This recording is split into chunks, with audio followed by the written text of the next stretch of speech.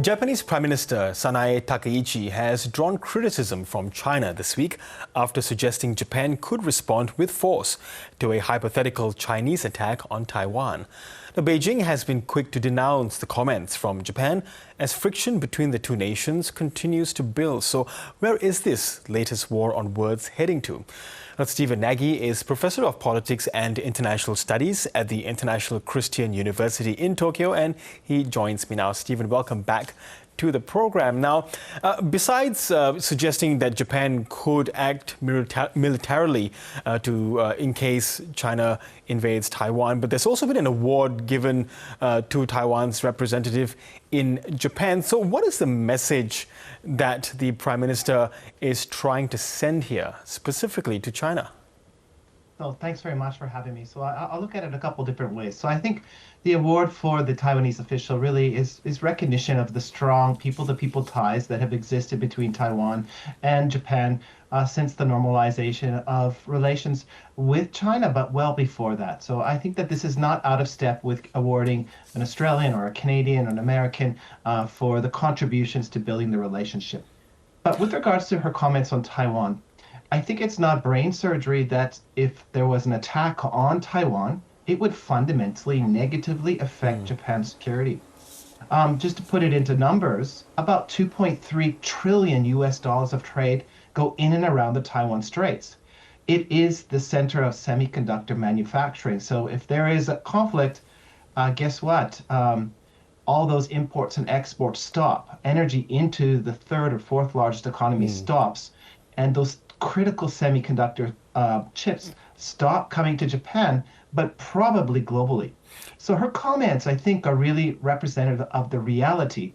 The shift is she's gone from, I think, ambiguity about what Japan's position is to a more serious and, I guess, forward-leaning position saying that, yes, we'll have to intervene to defend our interests. Yes, and Stephen, can you remind us what has Japan's long-time position been on Taiwan's status thus far?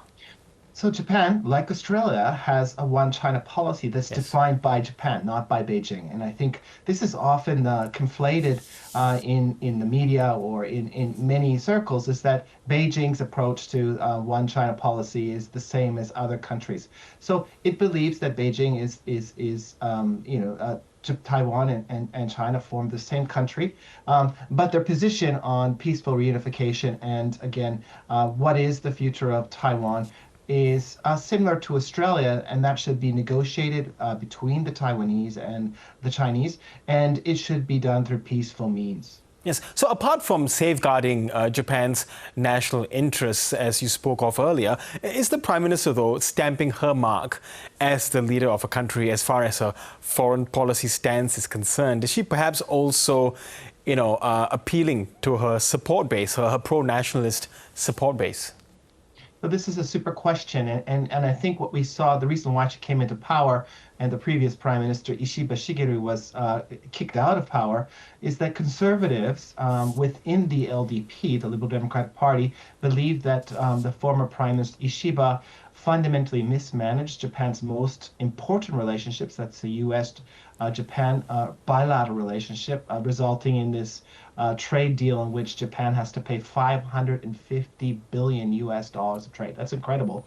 But they also mismanaged the China relationship from the conservatives' point of view in terms of becoming too close to a country that is fundamentally destabilizing the region and trying to break the rules-based regional institutions that have served not only Japan, but served other middle powers such as Australia or Canada. And I think that is what she wants to stop this, and she wants to, her mark is to have a strong position towards China and, make Japan great again. And to do that, that means a strong partnership with the U.S. and a realistic partnership with China based on engagement, deterrence, and resilience. Yes, and as I mentioned earlier in the introduction now, China has condemned her words as irresponsible. But do you think that this might go beyond a war of words in terms of China's response? So Australia would know this very well when Prime Minister Scott Morrison called for that international investigation on COVID-19. it resulted in sanctions against Australia for several years.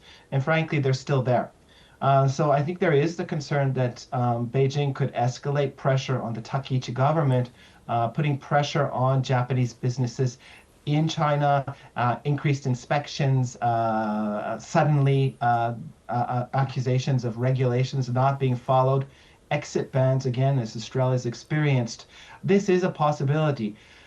What I think, though, the Chinese have probably learned that this does more damage to their reputation than gives them benefits. And they may take a slightly different approach to try and pressure businesses and supporters of the LDP quietly to shift their positions on Takaichi. Yes, and of course, taking things back domestically, she has been under fire, the Prime Minister, for holding a meeting with her aides at 3 o'clock in the morning for 3 hours. Does it fly in the face of those who are trying to change this overwork culture that has spawned the term karoshi, meaning literally death from overwork?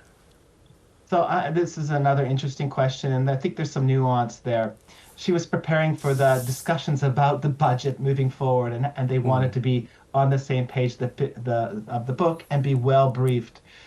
She came into power and she said she's going to work, and she expects people in government to work for the Japanese people. I don't think this is actually such a controversial viewpoint amongst ordinary Japanese who see politicians as rather decadent. And again, I think as Australians and Canadians, we probably share this sentiment that our politicians probably don't work enough. So I think we need to put it into context. We need to understand why she said it. And the timing, again, she wanted to be prepared for these very nuanced discussions about budget. And that's what she did. Okay, Stephen Nagy, we do hope you are keeping a good work-life balance there in Tokyo. And thank you so much for speaking with us this evening. Thanks so much. And I do my best.